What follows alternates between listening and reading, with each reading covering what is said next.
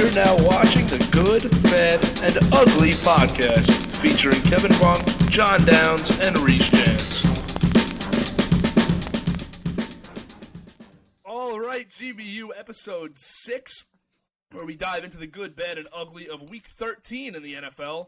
We see last night especially was the most telling game of the weekend. We see the Patriots are back on top after taking 1 year off. They're back on top of the AFC. And Buffalo, a preseason favorite, starting to fall. We're going to talk about both those teams. We're also seeing in the NFC, 3 teams have emerged as clear favorites for this conference, and the only 3 teams that can compete with each other in the NFC. And also in the AFC, we have 8 teams that I could see representing the conference in the Super Bowl in February. So 2 different but equally exciting stories in each conference. We're going to touch on all that. To get started, I'm going to begin with and always, how could I forget? I'm with JD and Reese. How you guys doing? How are we doing? Pretty good week of football for the matchups. KB, it was a perfect Sunday for me. Games weren't the best, but I very much enjoyed this weekend, and I cannot wait to dive into it. And then on Thursday, look ahead to Week 14. Yeah, I'm really excited. Make sure to tune into Thursday show and Saturday show. Saturday show last week, if you didn't see it, was fantastic. Definitely want to check it out. We talked about MLB, talked NCAA. We're going to touch on the same topics. This weekend, less to talk about MLB, but definitely we're going to dive into the NFL. I want to talk about the Jets and Giants more because we don't get a chance to do it here because they both suck, and who wants to hear about them in the ugly every week because that's really long. But for today, I'm going to get started with talking about the back-to-back reigning AFC champions, the Kansas City Chiefs. Chiefs played on Sunday night against the Broncos. They were home, 8-4 record. Broncos now have a 6-6, so division win that kind of puts the Broncos out of reach of the division if they wanted to pull off a miracle. But the Broncos have showed to be a tough team. Chiefs handled them though. 22-9 was the final, but that even 22-9 was, I think, a closer score than what the game actually was. But a little bit concerning. This is not my most positive. Good. The Chiefs' offense, there's a lot left to be desired still. They had that 1 week against the Raiders, and they have a few weeks where they're getting the ball to Kelsey and Hill like they usually did. But there's a lot left out there that I'm wondering if they can, kind of pick it up. But for now, the beginning of the season is this defense sucks. Fire Steve Spagnuolo. Steve Spagnuolo is fantastic. He's as good of a D coordinator as there is in the league, and their defense shut down Denver's offense, which is not an easy one to shut down. They still give up a ton of yards on the ground. I think the Broncos ran for 155 yards. Javonte Williams had a monster day. But they have a defensive touchdown that really put them over the top, put this game out of reach. It was Sorensen. Things are clicking when Sorensen's catching big sixes. He stinks. And but the secondary horrible. looks really, really good for the Chiefs. And this team knows how to win games. They've won more games in the last 2 years than anybody in the National Football League. They know how to do it. And now they're right in the mix with New England if you think New England's far ahead in the AFC lead, you're totally wrong because there are so many teams right there, the Ravens, the Titans, the Chiefs. Even Buffalo could end up coming back in it if they get their act together. They've been terrible, but we'll talk about them plenty later. But the Chiefs, their defensive line is applying pressure in the pass game, which I really like to see. Spagnuolo is doing a good job of mixing up their looks. He's getting pressure. They're not getting to the quarterback really very often. They only had 1 sack on Sunday, but they're getting pressure, making everyone uncomfortable. It's leading to picks in the secondary, breakups in the secondary. It makes the secondary look really good. But like I said, the offense is not there yet, and I don't know if it's going to be at this rate. I'll leave it to you guys to pile on here and discuss the Chiefs for this week. Yeah, KB, like you said, the good this week was the Chiefs' defense. It wasn't the Chiefs' offense in the slightest, really. They haven't looked good besides a few weeks. But you touched on it. There is not one team in the AFC that is going to run away with this, and it's going to be really interesting to see all of it play out. My favorite right now, I think the Pats are going to end up winning it. I mean, they're playing incredible football, but we'll talk about that later. The AFC is wide open, and if the Chiefs' offense has the time to click, it's right now because that defense is fully clicked, and they're really not letting much go by. Haven't gotten the two on the same page all season. This team, it's one side of the ball plays great, or both don't play good. Same deal with Dallas. Yeah, fellas, I kind of have mixed opinions on the Chiefs because it's winning games like this the way they play, they can win the Super Bowl. Now, imagine if they get their offense back. Like, this team, like, we like to hold them in regards to, like, the past 2 years Chiefs teams, like, where the offense was really good and the defense was a suspect, sometimes good, sometimes really bad. But the way, like, this team, like, if you're winning with defense, you can win the Super Bowl because defense will win you championships. The only reason, to me personally, that people think the Chiefs are playing, like, bad or ugly and still winning games is because of how good their offense has been and we're used to it. But you're right, they're not the same. They're not the same, but I don't think like this team can win the Super Bowl if their offense just plays like this for the rest of the year. Like, they can still win as long as their defense holds up, but it does make me nervous in the playoffs. They're more susceptible to a game where they can lay an egg on defense and then can't outshoot the other team's offense. Like they've been doing, it seems like they're almost untouchable at Arrowhead. They play a little more down to earth like this year than they have the last 2 years. Like, you can beat this team, but I still think them and the Patriots, it's tough for me to pick who's the best in the AFC. I think based on their schedule the rest of the way, they'll probably run through Arrowhead again. But, I mean, the Pats are so good. The Ravens are right there. The Titans are still there. You never know. Yeah, I think that. Yeah, JD, you make a really good point. I just really agree with what you're saying. Just because the Chiefs aren't flashy and making these 75-yard touchdown plays, they're getting the job done. And if it doesn't look good, that doesn't really matter. Pretty handedly, like, as long as they're getting wins, yeah, it's not like you're watching these games and you're worried. But because the defense has been really holding it down, and if like you said, the defense is playing like that, the offense doesn't need to do what they've been doing. So I think you make a good point. You changed my opinion. I like the Chiefs a little bit more. Yeah, I think that the Chiefs are they're different. We got to get used to the Chiefs being different. They're not the team that is going in and putting up 40 a game anymore, but they're still the second best coach team in the AFC, maybe in the league.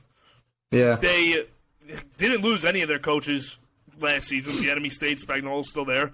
So everyone on this team, from coaching staff to roster, has played in the big game, has won in the big game, so they know how to win as good as any team, except maybe New England.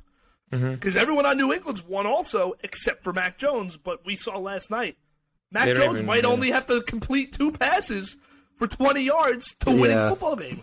So these two teams, we'll talk about it a lot during power rankings. I think the power rankings this week, there's definitely going to be a lot more discussion involved than we usually have.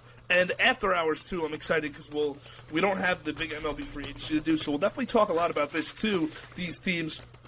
But, yeah, to wrap up my pick here, I don't think we have much more to say. I think it was a pretty simple, good selection. Not too much to break down. Chiefs offense, a lot to be desired. But the defense has really gotten things together, playing great the last few weeks. And this team is going to is still able to beat anybody on any given Sunday. So not a team I want to get in the playoffs. And if they get home field advantage, which, like JD said, it looks like they're going to, if you want to predict schedules, this is still a team that is probably the favorite. They're not my favorite right now. I'm going New England. But they're probably the favorite to win the AFC if they get in as the 1 seed. Yeah, the way, like, we hold the Chiefs to such a high standard, but the way they're currently playing and currently constructed, they can still win the Super Bowl. Now, imagine if they get a glimpse of that offense back in the playoffs or in the stretch run, which we're in right now. I mean, they'll obviously come out of the AFC. Now, the reason that, like, Mahomes isn't superhuman this year, which is the reason why the Chiefs are 8-4. They got off to the tough start.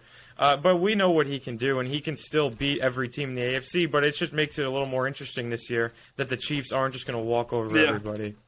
Yep. Yeah, and in the playoffs, they are still going to have those guys that are explosive, and all you need is 1 or 2 plays in that to change the entire game. So Chiefs are going to be lethal if they can click a little bit. Yeah.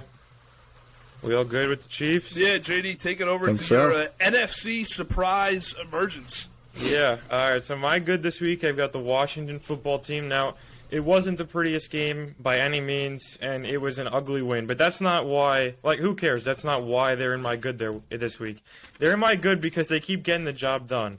They've won 5 in a row. They're the 6th seed in the NFC, and all the drama with Dan Snyder and everything. There's sewage leaking from the pipes at FedEx Field, exploding on the fans. All that, however bad it's been around them, this team, like Riverboat Ron, still has this locker room. They love him, and they still compete for him, and they're very respectable team, in my opinion. They show up every Sunday with guys who really want to win. Now, they're not a deep playoff team. They're not going to go on a run to the championship game, but they could 100% make noise in the wild card run like they did last year. They didn't win, but they almost beat the Bucks, the Super Bowl champion. The way they played on Sunday against the Raiders, the offense needs to be better. It definitely wasn't a perfect football game, as I said, but the defense without Chase Young has been playing much better than they were in the beginning of the year, and Heineke makes the throws that he has to win the game. Now, he almost sold it with that late pick, but he got his arm hit. It was a tough throw, and we don't know how it would have been if there's no defensive pressure, so it's not completely on him. But he made up for it. The Raiders kicked a field goal, and then he made up for it, drove the football team down, kicked the field goal. They won. They made a good defensive stop. And I think the football team is they're just a feel-good story. Based on everything that's been going on, they're going to get a new name next year, a rebrand. It seems like this franchise is heading in the right direction. They're probably like an elite quarterback, a few more offensive pieces away from being a real contender. Yeah, I think that the last few weeks, too, a big difference while they're going on this run, beating Seattle on Monday night, getting the win this weekend. Antonio Gibson's health. He has been awesome good, man. for them. He had that, beginning of the season, he was really good. Middle of the season, he's dealing with the calf or shin injury, and Rivera talked about it. He openly said that it was a concern for them. They almost shut him down at different points, and he was, 40 yards on 8 carries for a while, and McKissick was getting the load. McKissick's out for the year. Gibson is healthy now, and he has totally turned into the guy from weeks 1 to 3. He's the workhorse. And the guy from last season. So Gibson's been a big player in this. Logan Thomas, though, big loss for them. We've seen him healthy only for He's very good. For the last few weeks. We've seen him healthy, and he is one of the best tight ends in the league. So that's a really big loss. Heineke loves going to him. They did say that they feared it was a torn ACL, and then the MRIs yesterday were good. Like, I don't think it's season-ending surgery. We'll see what has to happen, but it doesn't look good for him this year. But I mean, he should be fine going forward in the future, which is good because he's great. I really like when Gibson, Logan Thomas, and McLaurin are on the field, and Curtis Samuel too, who's provided a little bit of a threat for them the last 2 weeks coming back. Finally, I mean, he played I think week 5 also, but got hurt again. But finally, they're getting to see who they signed in the offseason. He was my favorite free agent wide receiver, and he just does so much so well. 1,000 total yards last year with Carolina. So having all their offensive pieces, and Heineke's really in the 12 to 18 range of quarterbacks in the NFL. So having all their offensive pieces and the defense is finally figuring it out like they did last season, this is a team that could definitely make some noise in the wild card, and I love watching the football team right now.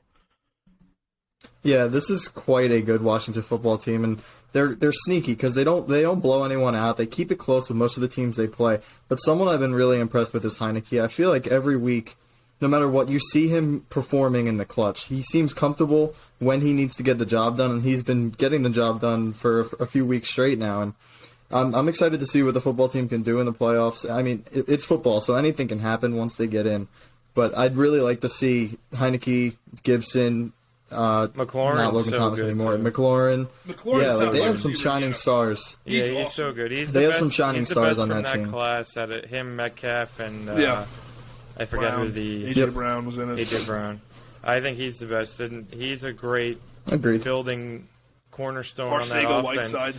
JJ Arcega-Whiteside was in it. Yep, that's wow. That's a nice irrelevant pick. But the rest of their schedule. Mims? No, Mims wasn't in it. Mims, maybe. He's been... No, he wasn't. He was the year after.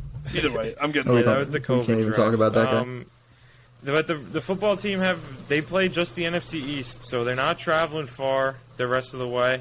They can get healthy if they've got anyone banged up. I'm not sure what their injury report's looking like. And they have a chance. Like, they play the Cowboys twice. Like, they can make a run at the division. It's not out of the question. Is it a long shot? Yeah, because it's going to be hard to sustain the way they've been playing against the Cowboys, because we know the Cowboys have such an explosive offense. But, I mean, like, the division's not out of it, and, like, obviously the wild card is very much alive for them, which is good, because they don't have the best roster, but they just find a way to win. Yeah.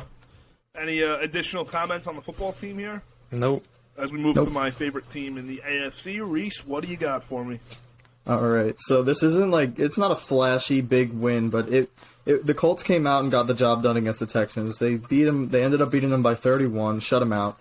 Jonathan Taylor had 12 first down carries. He had 32 carries in total with 143 yards and 2 touchdowns.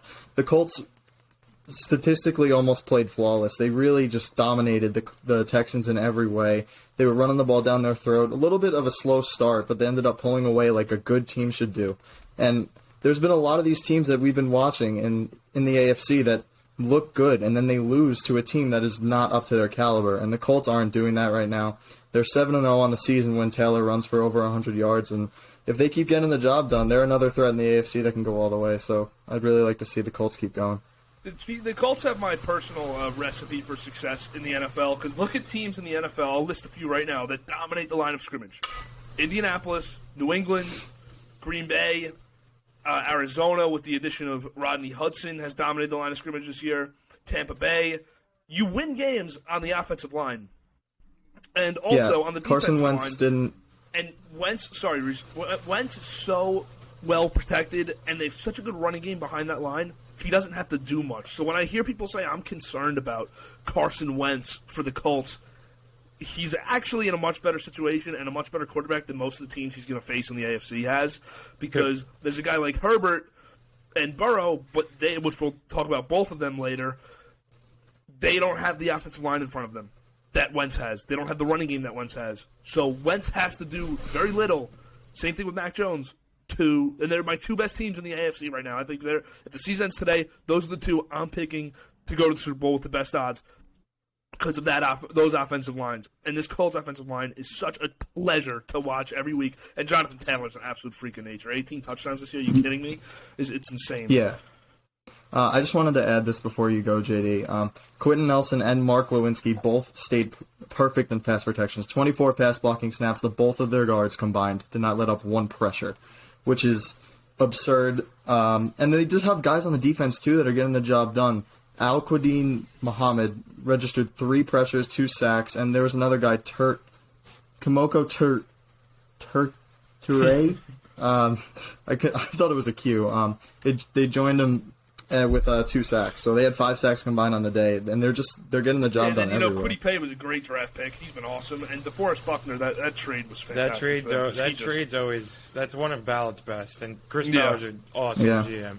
He built such a good offensive line, such a good defense, such a team that's built to win in the playoffs. As long as they get there. Now, it's weird that we all feel so great about a team that's not even in the playoff picture right now. Because they're that 8th really team. good, dude. Eight teams. They're the 8th right now.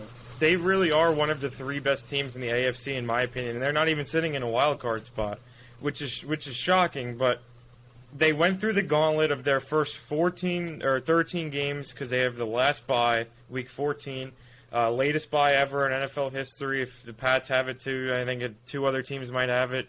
And that's a gauntlet, getting from week 1 to 13 with no rest. Now they get to heal up. They've got 4 games left or 3 games left. Probably 4 games left because the 18. And I mean, they're in a prime position to make the playoffs, even though they're not sitting in there today. They just rattle off a few more wins. A lot of those teams in the AFC are going to beat up on each other, and you never know. The division's still alive because we don't know what the Titans are, even though they've beat them twice. So we'll see. And if you're a Colts fan, even if you're not in the playoffs, it's got to just feel good knowing you're just heading in the right direction. This team has really found their rhythm, their identity, which is Jonathan Taylor running it down the other team's throat.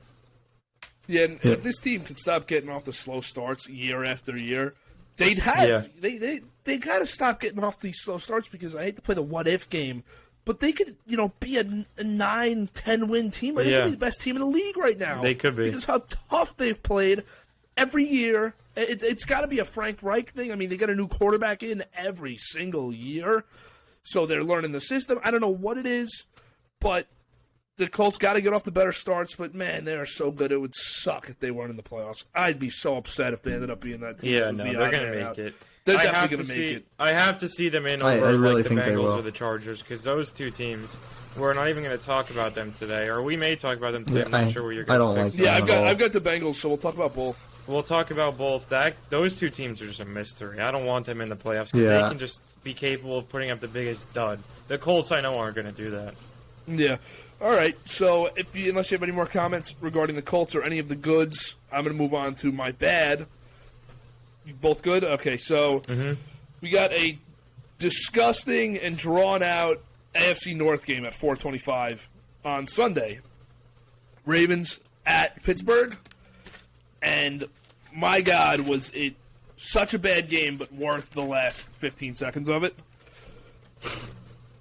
I'm not going to go into stats of this game. The Ravens have very average stats. Nothing that totally jumps out at me and says, "Wow, Lamar Jackson was terrible today." Or their injury report is horrid. They have no Marlon corners. Humphrey's out Yeah. for the season now. I mean, their injury report is as bad as anything I've ever seen. So, kudos to John Harbaugh, who I think is the top 5 coach in the league. Great coach. I mean, Great whatever coach. one job he's seed. done. And they were the 1 seed before the week. They lose to Pittsburgh. I'm not, JD, you know this. I'm not upset with the way they lost. I thought going for 2, and many people will agree or disagree with me on this. It's one of those things that no one's right or wrong on. I think everyone can make a point for both. Either way, I think they made the right decision. I'm not going to shame them for going for the overtime either. But they're on the road. Your offense has not been good all day. Every offensive yard for the Ravens, it's like pulling teeth, man. It is so hard for this offense and Lamar Jackson because everyone's on Lamar. There is nothing. There's no one else that teams are focusing on. And when your second best option is Devontae Freeman, this is not a great. It's not a great offense because they have good receivers, but they're just not getting it to them. Marquise Brown was awesome up until 2-3 weeks ago. He's kind of slowed down a little bit. He's still been really good. Rashad Bateman I like a lot. Mark Andrews is great. But the offense as a whole is just really struggling. And I've heard a lot of people argue and dislike in the Ravens community Greg Roman. I can't attest to that. He's their offensive coordinator. I can't attest to that because I don't watch them 17 times. I watch them, probably 8 or 9 times because they prime time so much. But when I watch them, this is not a good offense. Yeah, past years, I kind of always assumed he was like a good coordinator just because Baltimore always had a good offense. And we'll get to it again in this conversation. But I do think the play call, though, on the 2-point was a good one. The execution was all that was missing. It was I thought it was there for Lamar and Andrews. And going for it on 4th there and losing the game there, I don't mind because, one, you're not tied with anyone for the division now. Bengals are 1 game back, but if I'm Harbaugh, I know you can't take anyone lightly or anything. I don't see him as a threat still, really. I don't, because they've been way too inconsistent this year. Also, I hate the overtime rules so much that I'm not risking this coin toss and a quick Steelers drive to end my game and just prolong it. I'm going for it there, JD. Like you said, the play call was great. Andrews was wide open. Just execution. Lamar threw it a little bit too far out. He had to tweak his arm angle a little bit, and it didn't get there. But overall, Ravens are not. It just seems like they're not. Out of those 8 teams, I don't see them making the splash. Because I see the Chiefs possibly doing it because they have in the past and they're finding ways to win right now. I see New England doing it because I think New England's the best team in the AFC right now. Ravens and are I can just see too the Colts hurt. doing it. Ravens are way too banged They're way up. too banged up. It's been a And- great job coaching-wise just to get them to this position in the 1 And I give seed. Lamar a ton of credit for how hard he's played this year, man. I mean, he is playing his ass off every week, not getting the results that they want either, because they were the team that was running for 300 yards a game. They're not anymore. They ran for like 115, 116, and the defense, with no corners, they get no takeaways. And they don't have enough of an edge presence to get after the quarterback and force bad throws downfield. And, I mean, I understand and agree with Baltimore's philosophy of not giving money out to free agents because they're the best at drafting. It's Ozzie Newsome's whole thing. And now DeCosta, I think his name's Chris DeCosta, is their GM. But it's Ozzie Newsome's philosophy. He's a disciple of Ozzie Newsome. And Matt Judon's freaking great, man. Watching him, he's very good, he too. might have been worth that 17 They've mil. what about Zadarius Smith? Zadarius Smith, C.J. Mosley, Matthew Judon, that's a linebacking core that you They've obviously let can't a pay all lot three. of talent But out they of let the a lot of door. guys go. They draft better than anyone. Whenever I want you to just, and I'll stop talking because I'm just going on here for too long. And Reese, I'll give you a chance because I feel like you've been trying to say something and butt in on me. And, I think No, that, you're good. No, I mean, like, I just have to stop talking. I talk too much. Whenever you say, Reese, we can attest to this right now. And JD, you might be an exception because the Packers actually draft incredibly well also. Yeah. But whenever you root for a team, like I saw some Lions fan today, it's like, this is the best draft class in the league. Look at the Ravens' last 20. Every year, the Ravens pump out an insane draft. 3, 4, And they make it 5 look easy. players. It's not. Every year, 5 or 6 guys that become household names in Baltimore, which is almost impossible. 3 is the magic number for a good draft. They're getting 5 or 6 guys draft. That Lamar draft in 2018, the worst draft pick was like Mark Andrews in the second round. I mean, it's insane what they do in the draft every year. They have the most rostered players in the NFL, and now not really right now because of how many free agents are on their team with their injury list, but they have the most rostered players in the league from the draft. But man, watching Matthew Judon, C.J. Mosley, and Zadarius Smith makes you question maybe they should give a little more money than they do. Yeah. But Those are three like linebackers that like they're like Zadarius Smith was an All-Pro the last 2 years, and game-changing guys. Judon's going to be an All-Pro this year, and I don't Mosley care was what an All-Pro. I don't care what PFF says. CJ Mosley's a really, really good player on a really bad You team. know he's on the field. Yeah, you Every time watch he's him on in the Jets games. I mean, I said to the people I was at the game with on Sunday, I was like, every play for this defense this year, it's just like, wait until C.J. Mosley gets to the running back. Because Yeah. no one else is tackling him. But Mosley is going to give him a pop, man. But the Ravens could use some help in the linebacking core, and they've let a lot of guys go and opted for the draft but they draft great linebackers too. I mean, Queen, and they have drafted Judon, Mosley, Zadarius Smith, so... All right, I just wanted to fade back to the 2-point really quick. I disagree with you guys. I feel like if you're John Harbaugh and you got this team to where they are, and you're in the number 1 spot in the AFC, I think you got to kick it in OT and just get there. You have the greatest kicker of all time on your team. The offense has been unreliable all day. Even though it was a play that should have worked, it felt like it just wasn't going to, and I feel like if you're the Ravens, you can't risk losing that 1 seed with all those injuries, and I really think they should have took it to OT and at least given their defense a chance. But like they are banged up, they're hurt, so it's a really tough decision. But I feel like taking your chances to OT, where it's been a defensive battle all game, gives you a better shot than a 2-point conversion, where something as little as a 2 feet off on a throw loses you the football game and the number 1 seed in the AFC. Yeah, I think that, I can agree with that. That's why I said before, you can be right on both sides of this Yeah, you argument. can go either way. I just feel that... But if I'm a coach, I'm just kicking it. If I watched that game and said, the Ravens are so much better than Pittsburgh, I'd feel that way. But they're really not right now. So that's my reasoning for just, let's try to get 2 right now. We have to go 2 yards instead of trying to win a coin toss and go 40 and hope that the Steelers don't also kick a field goal. And so that's just my... And hope that the offense can convert, too. Yeah. It's not... it's a lot. It's a tough decision. If I'm the coach, personally, I'm just going to kick it. And I totally get that, too. I can see I why. couldn't blame you for that either if you got the 1 seed. Because my thought... It's a great point, because my thought in the beginning of this is... And then we got to move on, because I'm rambling here. My thought in the beginning is... I'm not losing my division because of... this. But you are losing the 1 seed as the most injured team in the NFL. So, Reese, that's a fantastic point. I still go for 2, but like I said, either way, I'm not... It's a lot. I'm not it's a lot saying, to consider. So, I'm not saying I just want to say, I want to make like an argument here. I definitely wouldn't go for it for all the reasons Reese just said, and I could see why you would go for it for the reasons that KBU said. But I feel like going for 2 for the win is more of like a, yes, they were on the road, which would, like, if they were at home, they probably wouldn't have done that because of different, just to get momentum back. So I feel like it's on the road for more of a team that's like maybe they're not really supposed to be in this game, or maybe there's a heavy underdog in the playoffs and you're somehow or if your tied. season's over. I feel like the Ravens, even though KB you disagreed, I think they're a better football team than the Steelers. Even though we didn't see that on Sunday. Obviously, the Ravens played pretty bad. They're all banged up, and the Steelers had to win.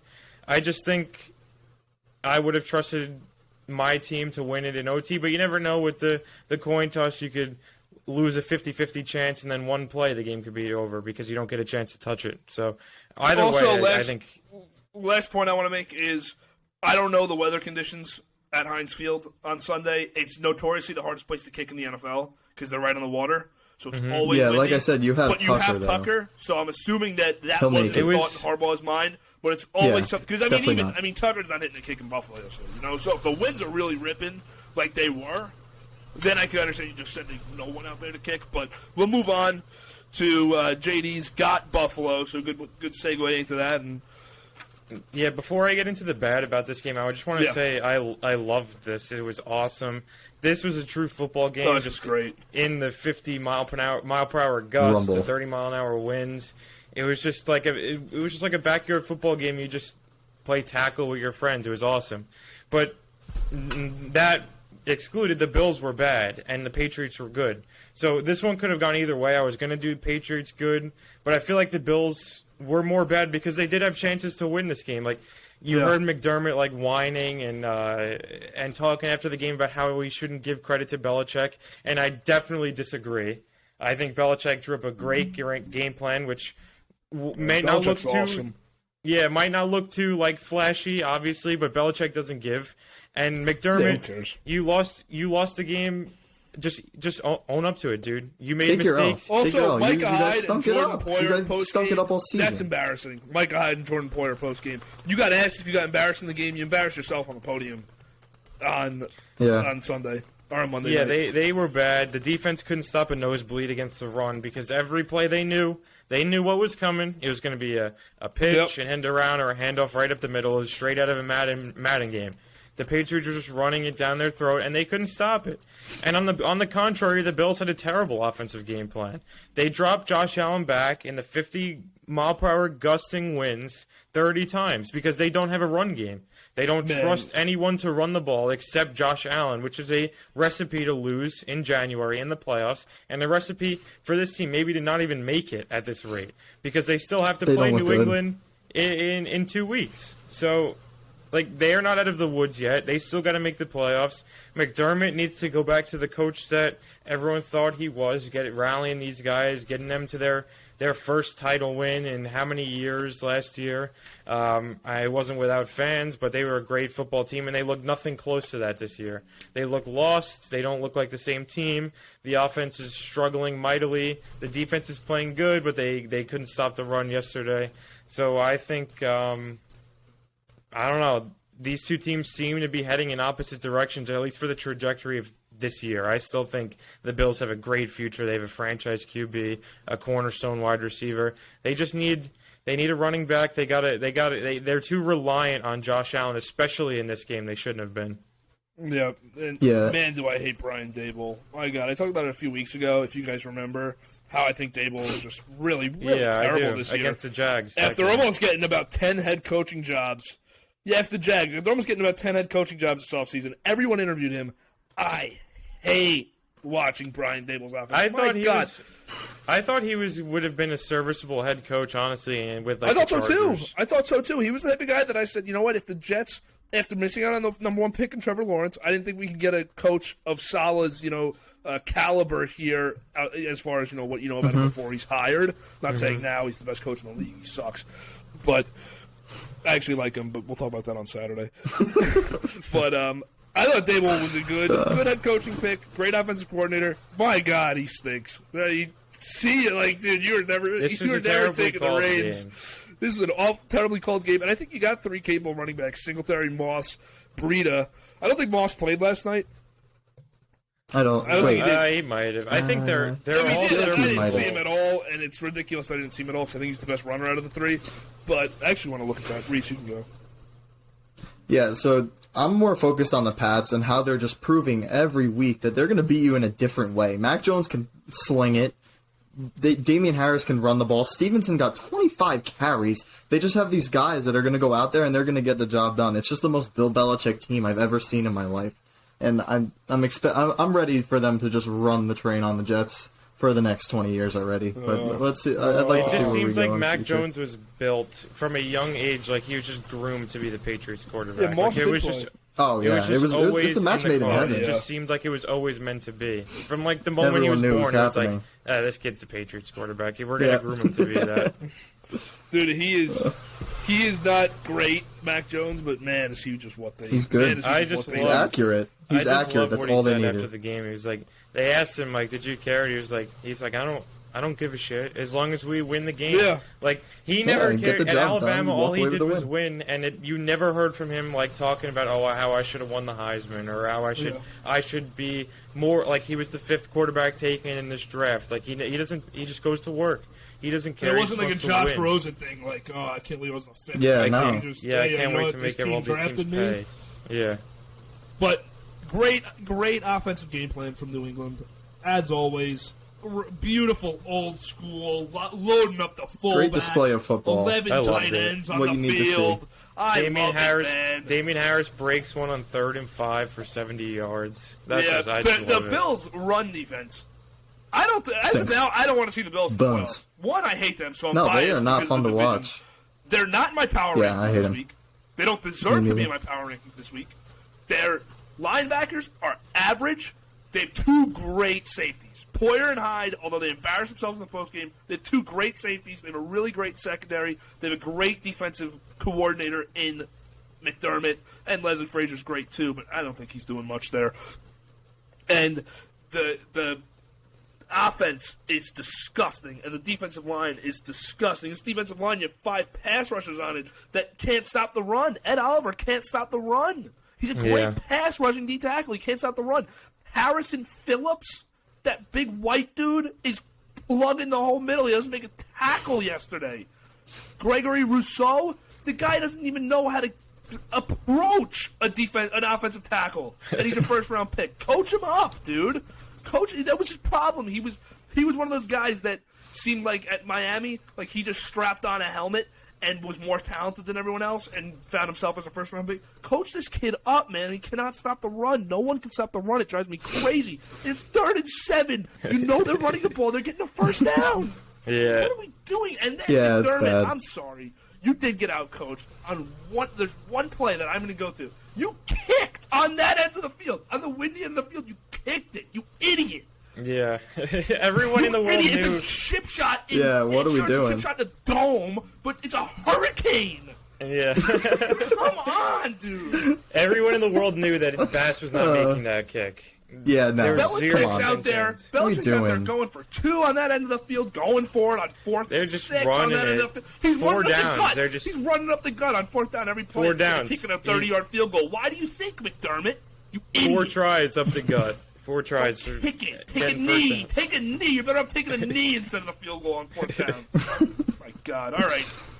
I don't know if you guys are good. I'm Alright, good. we're I'm good. good Done. with Buffalo. Let's I'm get Yeah, I good think with we're Buffalo. settled. Go to the most Right. disappointing game of Sunday that almost had me break my TV recently. Yeah, my God, this game was an absolute shitter. The Niners and the Seahawks, and if you look at the score, it doesn't look like the Niners were out of it, but the Seahawks had 2 turnovers on the goal line, and when that happens, especially as the 49ers, you need to beat this team. The Seahawks have not looked good most of the season.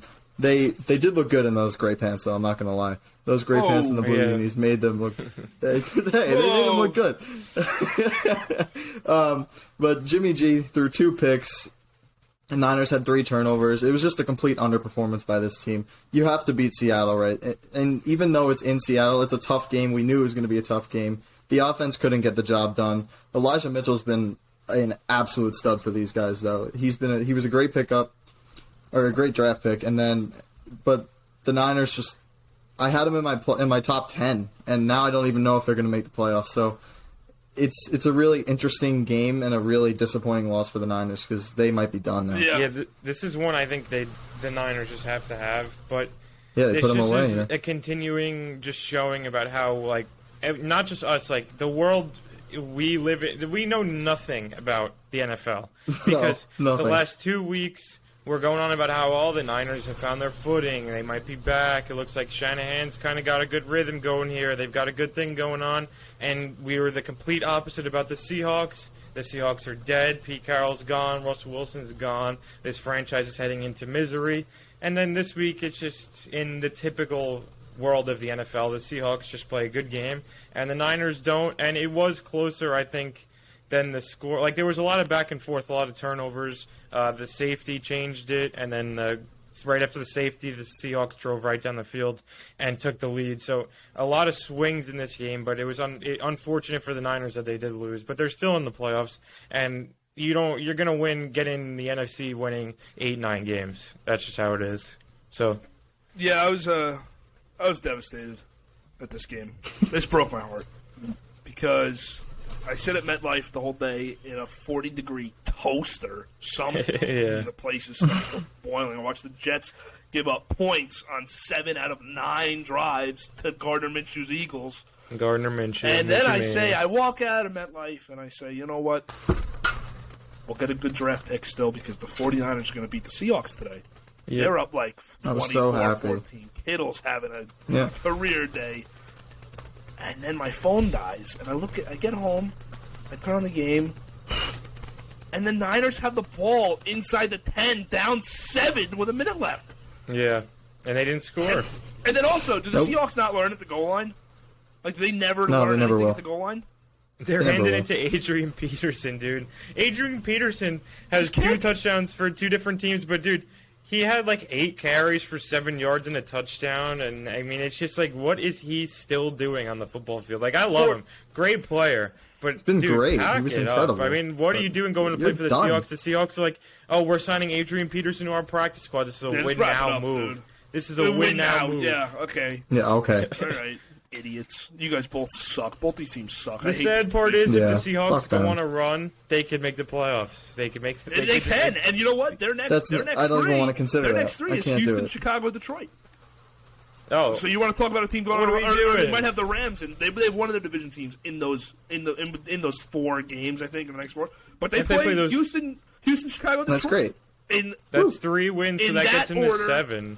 Come on. So that gets them to 7 wins. Come on. That's going to get them to 7 wins, and then they're going to... There's a chance that they are, playing the last 2-3 weeks of the season, saying, First we shot. went out and a couple things go our way, we're into the wild card, which is an absolute disgrace because the NFC sucks, and the 49ers are an embarrassment, and Kyle Shanahan should have been fired after the game, and they should have released the entire defense after the game, and they should have released Jimmy Garoppolo after the game, and they should have fired John Lynch. I'm so pissed off. But keep George Kittle. This. Keep George Kittle. Keep Kittle. Keep George The Kittle. worst, they reward these teams like the 49ers and the Seahawks with that extra spot because, trust me, I love the extra, the mayhem in Week 18 and the extra wild card game on Saturday, and now Monday they're doing it 2 Sunday, 1 Monday. 3 Saturday, 2 Sunday, 1 Monday. That's a great weekend, by the way. Yeah. I don't like the Monday night for the team who good. wins. It's unfortunate. Yeah, I wish it was the 3 and 3. It does make for 3 days of just viewing pleasure in the Great playoffs. football.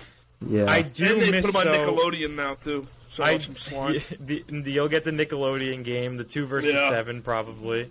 But I do miss the old format because it was much more rewarding to the better teams, whereas the second seed got a bye and only 6 teams made it, and it was a simple 3 plays 6, 4 plays 5, top 2 get a bye. Like, that simple is just that layout's just classic. I like it, but it's rewarding teams like these, the 49ers and the Seahawks, who can be bad all year and still have a shot, which I guess makes more competition. I guess it makes the game better. So there's good sides and bad sides to the new format. I mean, it is what it is. The Seahawks still have a shot, which is just bizarre to think about. Yeah, I hate that. Yeah, I'm really upset with that. But I think they'll still end up... they'll miss, but... They can make it close. NFC wild card, man. We talked a lot about the NFC's superiority. I don't think it is because you have those 3 top teams that might be the 3 best teams in the league. I think. Besides that, the 3 of my top, the 3 they were my top 3 in the power rankings last week. They're not this week. I think they're everyone's. A little bit of a difference this week for me, but the AFC has 8 teams that I could actually see winning the Super Bowl, and that's insane. Yeah. None of them are better than the 3 teams in the NFC. Maybe Dallas could still win the AFC if they were in the AFC. But I'm out on the Rams too, so I'm not including them in that. Yeah, I don't know what they are. But the AFC is this is a special year of NFL football. I'm just going to put it that way. This is not one of those years of very predictable stuff. In the AFC, we have a lot of young teams that have come up and made a name for themselves, a lot of young quarterbacks. And in the NFC, we have three of the best teams in recent memory because I think that the Packers are better than they were last year. Mm-hmm. The Cardinals are as good as any team at this stage in a season in the last few years, probably dating since the Rams, I think. Rams and maybe the 49ers a few years ago. And the Buccaneers might be better than they were last year. But I'm going to talk a little bit about the Bucs later because this Antonio Brown thing is definitely going to hurt them down the stretch. But not to get into an NFC playoff picture combo. What's up? Yeah, I want to say that you're 100% right because I just want to use the Bucs are better than they were last year, in my opinion. Going down the stretch, I think they're going to be better than they were last year. The Cardinals are great. The Cowboys are it makes for good that they draw the most viewers. Yeah. They're the most there's a lot of buzz around the Cowboys. So even though we know watch, probably. Man. Yeah, even though we know probably that they won't make it, it's going to be fun watching Jerry World buzzing in the playoffs because they're going to get a home game if they win it, which is always cool. I mean, they won't go anywhere. Much better 4-seed, in my opinion. Better 4-seed when it's all clicking than the Saints were last year because Breeze was definitely beat down. And I want to say, I think this Packers team personally, you're talking about there's just something special in the air about this season. I feel that way about my Packers team this year because I think this is the best team that the Packers have had since they won the Super Bowl, and that's they're getting three All-Pros back. They're getting three guys back who might practice this week: Bakhtiari, Zadarius Smith, and Jair Alexander. Now, obviously, we know they're not a lock to get to the Super Bowl because they always find a way in the end to lose, but I feel great about their chances this year, and I just cannot wait to watch the playoffs. It's going to be such good football. Yeah, I'm very excited. We're going to talk about all of that on Saturday. Saturday is a big NFL day for us on After Hours. After Hours, really fun show on Saturday. You definitely want to watch it. If it's a nice, casual, laid-back thing. We're posting clips everywhere, so make sure to check it all out. I'm going to move on now let's to get the to the ugly. Best part always, good uglies this week. One in particular that was a heartbreaker for me and thousands, millions around the world. But this one is not. This was just a tale of inconsistency with the Cincinnati Bengals. We said last week, the Chargers seem to find their way onto this episode every single week. They're back here this week. But the Bengals kind of do too. They're just as inconsistent. They're like the same team as the Chargers. I want to start with... They are. I've been saying it all year. I said it after the Jets game. Zach Taylor cannot be the coach of this team next year. Way too much talent coming in. Too much young talent here. And I had thought Joe Brady was going to take over this team next year, but he just got fired, so I have a feeling he's not getting an NFL job anytime soon. But I'm going to ask you guys a few questions with this. And I'm going to run through some stats first for the ugly, but then I want to ask a few questions to spark some conversation. Burrow had 2 interceptions, but he had that finger injury during the game. They turned the ball over 4 times, the offense. And the defense stinks. The defense, up until that Jets game, hadn't given up 25 points, more than 25 points in a game through the first 7 games. And then they got killed by Mike White. Since then, the defense has trended in the wrong direction. And they give up big points every week. But here's my 2 questions. So T. Higgins had 9 for 138 and a touchdown. T. Higgins is very, very good. So is Tyler Boyd. Stud. I kind of started to back off of after the first 5-6 games, naturally, of my Penei Sewell had to be the pick for the Bengals. Started to back off of it. I'm starting to believe it again, that they made the wrong draft pick. Because Chase is great. Burrow has nothing. Burrow got hit 11 times by a Chargers defensive line that, aside from Bosa, I don't really see much there. They've had the worst interior defensive line in the NFL this year. Burrow got hit 11 times. 6 of them were sacks. Sewell's been awesome for Detroit this year. The Lions, yeah. And so that's my first question.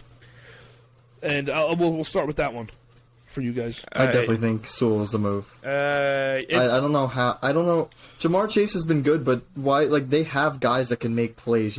As much as you can say that you need Jamar Chase because he's a playmaker and he sparks your offense, but Burrow's a good quarterback, and he has serviceable guys out there. Even Auden Tate, he is very good as well. Yeah. These are guys that can make plays, and I think Burrow, with even an extra half a second to a second of time, is going to be able to make throws to T. Higgins, who lines up like Chase would.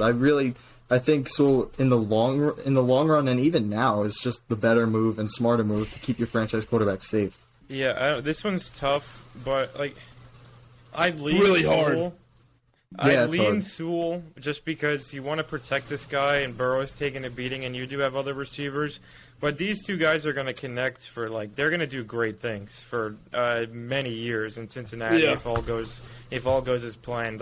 This is going to be one of those duos that are always up there in talks, who's the best quarterback wide receiver duo in the league, and then these guys are always going to come up for the next few years. So I guess it was a good problem for them that both were good. So it's it does still have this debate because Chase has been good enough where you can say, oh yeah, I mean, still rather have Chase than Sewell, which means it was a good pick. So the main problem for me is think about the injuries that Burrow has had. He's been in the league for 2 years now. He had a torn ACL, torn MCL on the same play, broken fingers, neck contusions. This guy's been beat up already, and you don't want your franchise guy like that. So if I'm the Bengals and I can go back in time, I'm taking Sewell. I'm afraid of this becoming Matt Ryan, Julio Jones' career path. I'm very afraid of that for these two guys. I love Joe Burrow. Jamar Chase, I got him watching more to really fall in love with the guy. But I love watching Joe Burrow.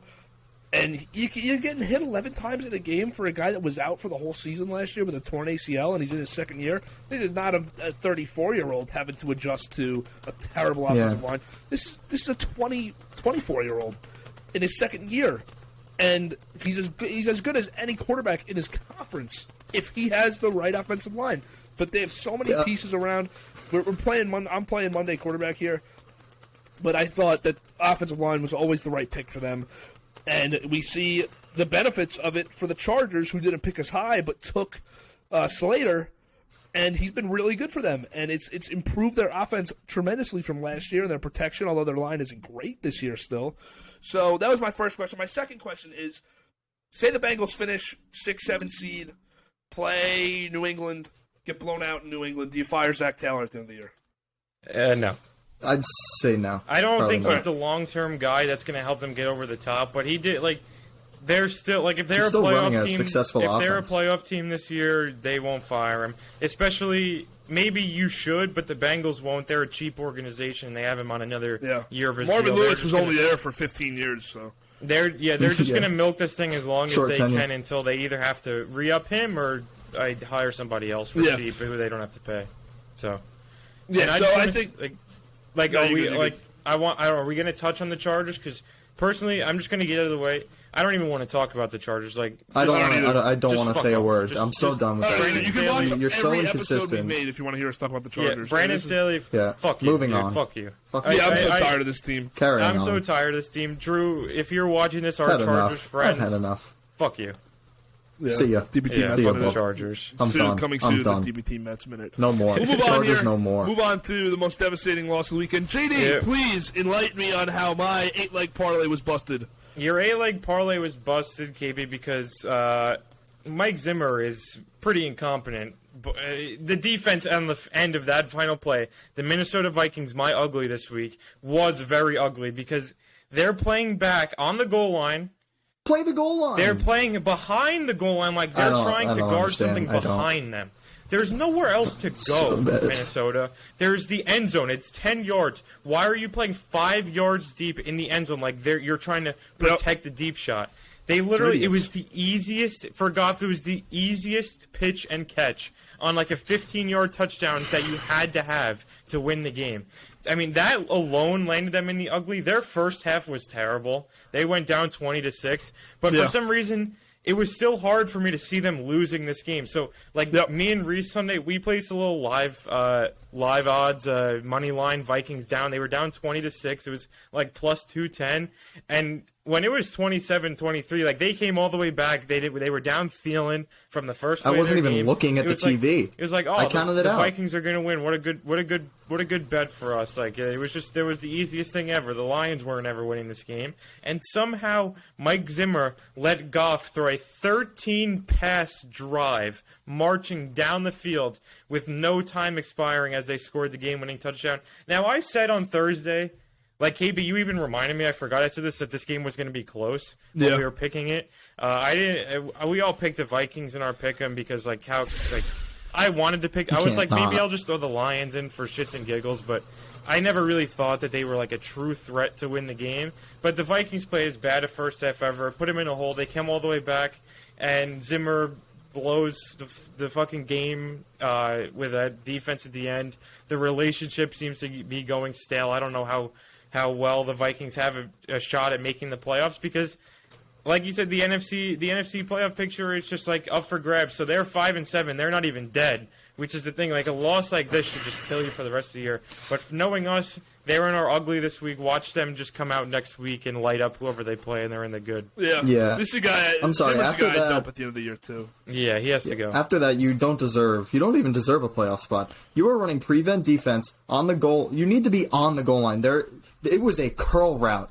It is a curl route to a wide receiver on a defense running prevent D. It was just an absolute disgrace of a play. I don't want to say it's not even like these guys are talented. Cover the goal line. That is where you stand. You don't back up into the end zone. The Vikings the last few years have Get in totally front of tried people. to find ways to fill the hole left by Xavier Rhodes, and they drafted Gladney to play corner. Who was that? Dantzler he was on the play against the Lions. Patrick Peterson. They have to address the secondary because Harrison Smith's on his way out. Your secondary sucks. Your linebackers are old. Hunter out for the season. He's a walking injury now, Danielle Hunter. So they got to address this defense because it was at their best. I mean, the defense won them games at their best. KB, I don't want to say I'm not trying to in no way imply that I know more about NFL defenses than Mike Zimmer. Like I'm just an idiot on a podcast. I'm an idiot on a podcast talking about it. But my eyes, if someone can please enlighten me on what was going on that final play. Because I have no idea what. Dude, you're just not taught to do any of that. He just drifted off into nowhere. You're going against Amon-Ra St. Brown, Josh Reynolds, and whoever Dan Campbell found on the practice squad on Wednesday on a game winner. The only threat on the offense is T.J. Hawkinson. Put a cover one over the middle, play man press, send an extra rusher, and win the game. But instead, we're given cushion for a 10-yard touchdown. It's fourth and 2 from the 11. We're giving cushion. The corners are playing behind the receivers. There had to have been a confusion. It was literally that's literally just because it looked like that they did exactly what I just said. It looked like they played a cover one with man coverage, and they were playing in the nickel. And Dantzler was in the nickel, and he got totally confused. I have no idea what he was doing. Or he didn't get confused, maybe. He just misplayed it by going behind the receiver. But absolutely terrible. I was crushed by this because I thought this was the boost, man, for social media. You had that. 8 legs. I know that 6 of them were gimmies, but 8 legs is 8 legs. But this is why it shows. You know, I would not recommend ever taking more than 4 legs on a parlay, and so if you follow me with that, you're really an idiot if you follow me with that. I mean, you're stupid if you put 8 teams in. You relied on 8 outcomes in an NFL game. You're so stupid if you did that. I just want to say I'm still very salty. I had the Washington football team. I needed them to win by 3 to cash my parlay. They won by 2, so I'm really not happy about that. I posted on our story. I mean, I had a fucking great Sunday. I mean, good work, JD. You cannot get better. You can't get better than what I did. But we'll talk about that. We'll briefly touch on that in Thursday's episode. We're going to try to cut it down a lot. But before we move on here to Reese's Ugly, it'll be a quick. I want to give an honorable mention to the other team in this game. Unlike the Bengals-Chargers game, fuck you, Chargers. So fuck off. Just fuck off. Don't even want to mention the Chargers. But the Lions, on the other hand, I want to give an honorable mention to the Lions because congrats, Jared Goff. 17-1 without McVay. Congrats, you got your first win. I mean, that's got to feel good. Dan Campbell, loved what Dan... I got chills watching Dan Campbell. I'm sorry. That was great. Loved what Dan Campbell said after the game. He gets his first win as a head coach. They're 0-10-1. They finally get a win, and he dedicates the game ball to all the Oxford shooting victims from that school, and that was great. He's a great guy. I hope he can figure it out. He's kind of a stooge sometimes. So, I mean, I don't know how well it'll work, but the Lions seem to have a program that's heading in the right direction, even though they can't win. They're all kind of buying in, and it's kind of like a big family there when they won that game. Yeah, because you know what? I did not see this with if you look at the teams that started the year 0-10, 0-11, and got to that point of they might not win a game this year. Yeah. Jets last year, there was none of this. There was none of we won a game. There was just we have a coach that does not have the locker room. And you go previously to Hugh Jackson. The year before they went 0-16 when they won a game late in the year, which is really embarrassing that they did this that the Browns win this every year, but whatever. And it was not like a big celebration. There was celebration on the field, but it wasn't this crazy outcry of, this is what we worked for. It was still, how is Hugh Jackson employed? And this is a bit of a different feel. It is, yeah. You hit the nail on the head there because, the Jets, when they won last year, everyone was like, fuck, now we're going to get Adam Gase for another game, and this just makes Gase look better even though we know he's incompetent. Same thing for Hugh Jackson. Usually fan bases of teams want them to keep losing, so the head coach goes, but completely flipped for Detroit. Good for them. They finally got a win. They can celebrate and now lose every game for the rest of the year. Because it seems like Campbell is certainly a guy that, as far as his person goes, is someone you want to play for. I don't know how he is with the X's and O's. Right now it looks horrible, obviously, because he has one win. But him and his staff seem like guys you want to play for. Same thing with Robert Saleh. Same thing with Brandon Staley. So that's always a great indicator for coaches. Seems like someone you want to play hard for. I don't know how good he is, though, with the X's and O's, the schematics of the game, the analytics of the game. But we'll see. Time will tell. Their roster's awful. They need a lot of improvement this offseason. They got a lot of draft capital to do it. So we'll move to our last ugly and then power rankings to follow. The last ugly, we go to Thursday night's game with Reese. Yeah, so I don't really have too much to say about this game. I mainly picked the ugly for this to get onto the Taysom Hill topic of conversation. He's not an NFL quarterback. No. I don't know what the Saints have ever seen in this guy. He's versatile. He's a great runner, but he is not someone who can throw the football reliably. And he had 4 picks. Obviously, 3 of them were late game time, but Taysom Hill just doesn't look good. He doesn't look like he's supposed to be where he is. He looks like he's a running back trying to adjust to playing a quarterback game in a college football game. He just looks unsteady, unconfident. There's nothing that I've seen from this guy that makes him a good quarterback besides his ability to run. So I don't know. I wanted to see how you guys feel about it. The Saints know that because they are starting Trevor Siemian over him for 4 or 5 games. I mean, Siemian's I think it was more than just the concussion issue. Bad. They know that he's not good. They can run a better offense with him, running the triple option offense where they just pound the ball and have him use him and throw it 15, 20 times a game, short passes. But they can't win throwing it down the field like they were asking him to do. He threw 4 picks. I know a lot of them were late, but they were still when the game was close. When he was throwing these picks, they still had a slight chance. And, he looked terrible. He really did.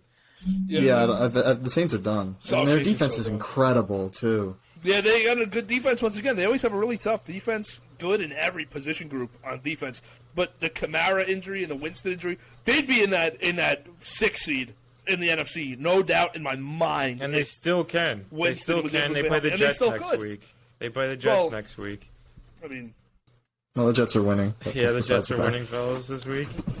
If Kamara doesn't play, we hammer it down.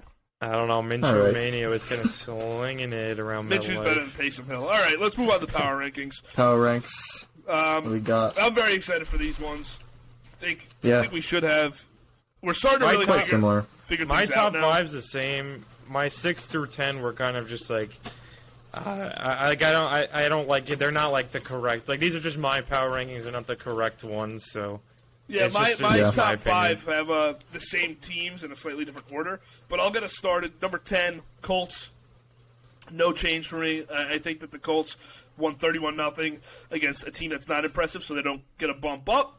They're not in a playoff spot either, so they don't get past my number 9 team, who's Baltimore, who I'm not totally high on the Ravens just because they're injury report, but they win games. They got a great quarterback and a great coach.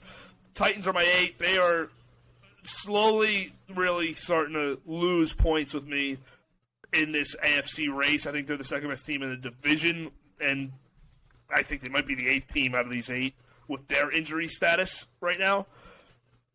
Then I go Cowboys at 7. I don't think I think they move up 2 spots for me, but they got a Thursday night win against a tough Saints team. Cowboys are pretty good. 6 Rams. I don't know how they ended up in my 6. I really don't. Yeah. 5 Buccaneers. They dropped 3 spots for me with the Antonio Brown news. I think Antonio Brown's too crucial to this team, but that could change with the Antonio Brown news changing, like if he's definitely coming back or not. My number 4 is the Chiefs. They were my 4 last week too. 3 Patriots jump up 2 spots for me, and then I have the Cardinals at 2, who jumps up a spot, and the Packers stand pat at my number 1 after their bye week. That's perfect, right. KB. I was gonna say I have the Rams are on my top 10, but your explanation there was just great. I don't know how they got here. I don't know. I just relate to that because there's some times when I'm making these and I'm like, how, this team, I want to put them here, but how do I justify putting them there? I wish I had a legitimate analysis for you on why I put the Rams at 6. I don't know why I put them at 6, and I don't know why I won't move them down either. I don't know why they're not. Yeah, it's just I think the Cowboys are better, but my pen won't let me change the number. I don't even know. It's just, but I'm going. Yeah, that's my list there. I'll run through mine quick here. 6 through 10 is kind of a big clusterfuck. I don't know. It could go anyway, and then my 1 through 5 is the same. So 10, I just have the Rams in there. I didn't even have them up there last week, and they're still frauds. Their win this week absolutely showed me nothing, but in the top 10, why not? Team's too talented. 9, I got the Cowboys. I don't know. I don't know with this one. I think the Cowboys and Rams are both good. I don't know why I put the Cowboys they're both incredibly talented.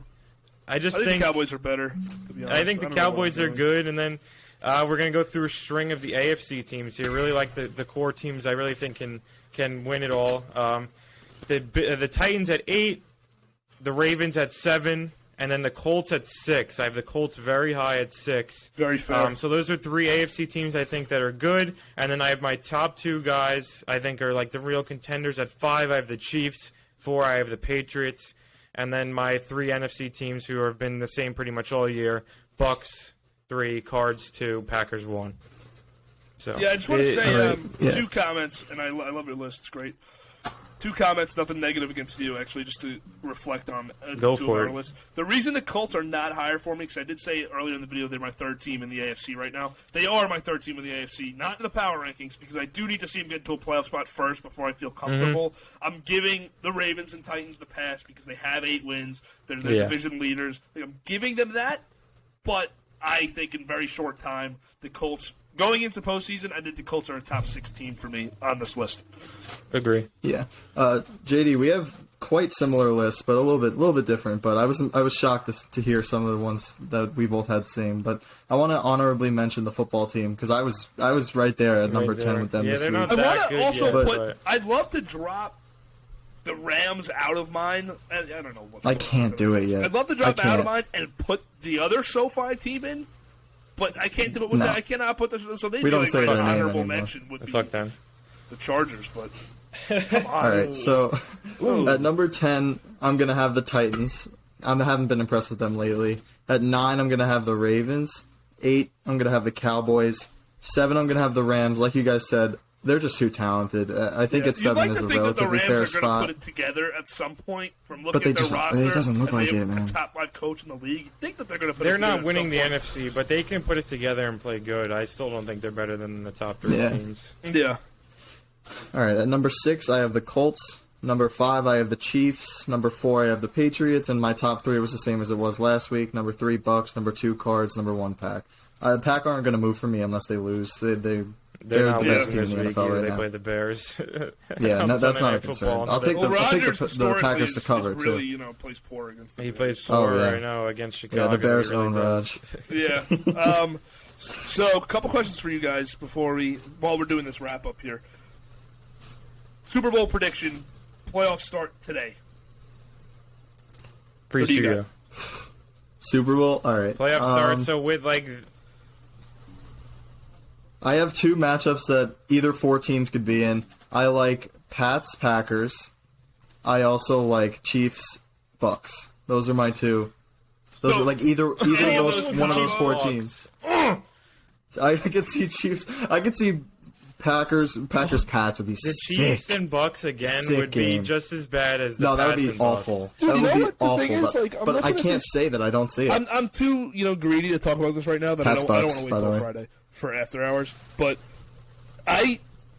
I'm hesitant on both conferences. Like, I usually I have a clear cut thing that I go with for this, but I feel like the Cardinals this season just have NFC Championship loss written all over them. know. I could I just feel see the them same getting way. shit I think on the in the champ Cardinals- game. I think the Cardinals might end up with the 1 seed and then have to play the winner of Green Bay and Tampa, which would be unfortunate. That we That's when they're would done. have to be That's the where they divisional go. around. But yeah, I don't give the Cardinals at home enough credibility. I think that No, they're not. we already those saw the teams. Packers beat them without their top 3 receivers. Yeah. We already saw that.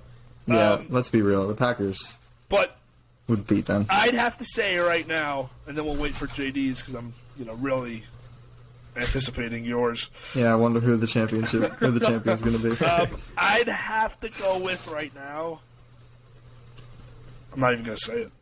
Not even gonna say You're it, gonna 'cause say I Say can't Pats watch. Bucks. Don't It's even- Pats don't Bucks. even Just do put it. it in the- I can't watch. You're- It's Week Pats 4's Bucks. I'll say it for I them. can't No. watch Week 4's primetime shit show. in the It Super might Bowl. be, man. I mean, for It 2 might weeks be. of that anticipation, I can't do it. I can't. The game- My God, I don't think anyone's beating these teams right now. Dude, so the thing is, the boy, game will it's be better happening. than it was in Week 4. But I don't know.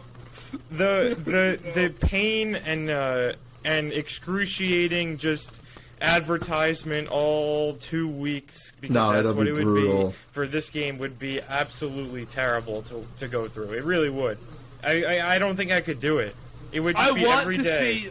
I want to see I want to see the game, because but of. that's it. Well, no, I want to see the game, but I want to see for a matchup. That's the matchup I'm thinking right now, and I'm not buying into the hype. Like I just genuinely think that those two teams are well equipped and the best equipped to beat their competition. I want to see Green Bay play Indianapolis because those are my two favorite teams. in the I was conference right now. just that would be about That's to great. say. who I want to see. I want to see Jonathan Taylor and that offense go up against Rodgers and Devontae, and that's what I want to see.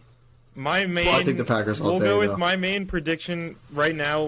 As it stands, I'll do obviously Packers, and then I'll do the Patriots because I would love to see that. But I was literally like, no joke. I was gonna say just to throw it out there, Colts Packers would be like that would just be awesome. Anybody. Like obviously, I want the Packers to win, and I'm gonna be so pissed if it's not them. But just the Bucks, man, I can't do the Bucks. I can't. Dude, I can't. Two things I really want to see, and then we'll wrap up because this is after hours content here. Two things I really want to see is I need to see the NFC Championship rematch. I got to see the Bucks play Yeah. Green Bay. I'm sorry, JD. I know you I don't need want to see Brady Bucks roll Packers. into That's town, gonna be or so good. I know you So don't want to good. go into Raymond James, but I really want to see that Bucks Packers rematch. If And that's I'd what like it's to got to see- be, KB, to get us back there, I don't care. These are, As long so as these are we're my there. three things. These are my three things. I want to see Packers Bucks rematch in the NFC Championship. I want to see the Cardinals get a 2 or 3 seed and win a game. Mm-hmm. I'd love to see the Cardinals win a game, and I want to see the Colts make it out of the AFC. Those are my three hopefuls as of now. Right now, I think they're all possibilities. What the would a first two are Colts very a likely. Colts Pats AFC Championship game? Would I? Oh my would God. To be totally honest with you, the Colts, if they get a 7 seed and the Chiefs get the 2, they're going to beat the Chiefs. I think so. They're going to run They the might. We'll Chiefs. see. out Long of- way to go, out of time. but- Long way to go. We'll end it here. We'll talk about this stuff Saturday. This is all a preview too. If you want to see more of this kind of stuff, tune in Yeah. Saturday. And we know you want to see more of it. So yeah, of course. Thank you guys. On course, Saturday, we're going to be diving into the NFL. Thursday, we're going to be doing picks. Thursday, pick show is a little different. Once again, we're trying a new format. JD did a great job hosting it and mediating it, but we definitely want to cut down the time. So we're going to try for a 15 to 25-minute picks show for the Lock It In show. So that's every Thursday. But I'm not making picks anymore. I'll still be doing pick 'em, but as far as betting picks, I'm not making them anymore. I'm just going to, mediate the time and let the two of you break down all the analysis for the games. Cannot wait. And we'll talk about Yep, them in gonna be a good depth week. on Friday. Friday show is no time limit. It's no restrictions. We just talk. We have fun. Usually it'll be on Saturday, but Gonna try to get This some week on guests Friday. on there too. We're trying. yeah, we want to try to get some figure guests. out, 'cause Yep. We want to check out our Instagram story too. We soon. wanted to have someone on last week, but we're definitely going to get him on, and more people in the future if we can just get it to work right. Hopefully, it all goes smooth in the recording because we've Yep. been having a bit of a struggle. But I mean, as long as it goes well, I mean that's all you can ask for. It's going to be great. Yep. Yep. All right. Well, I'll see you guys on Good Thursday. show, boys. Thanks for watching. Make sure to subscribe. Check out the social media down in the bio, and have a good week. Hopefully, week 14. Yeah, week 14, baby. Brings us the same excitement as we had today. Yes, sir. All right. Peace. Enjoy, everybody.